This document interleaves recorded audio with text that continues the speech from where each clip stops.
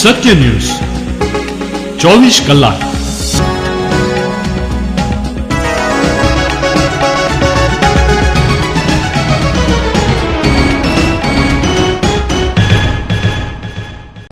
નમસ્કાર દર્શક મિત્રો, સત્ય ન્યૂઝમાં હું નેહા પટેલ આપનું હાર્દિક સ્વાગત કરું છું।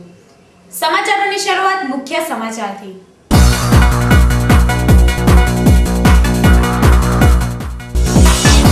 વલસાડના ગુંદાવની ગ્રામ સભા તોફાની બની। મજૂરી દરની ચુકવણીમાં એક જ વ્યક્તિના અંગૂઠાના નિશાન હોવાની રજૂઆત।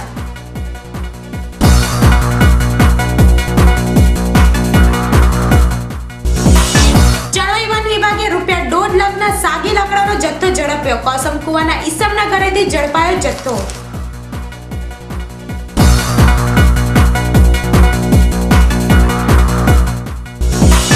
વલસાડ મોગરાવાડીમાં જીએસપીસી ગેસ લાઈન લીકેજ થતા લોકોમાં ભાગદોડ।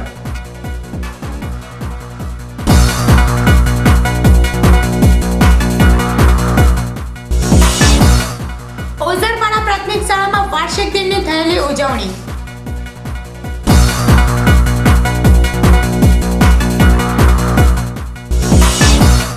ધરમપુરમાં અંબાજી ધામ ખાતે 9મો પાટોત્સવ ઉજવાયો।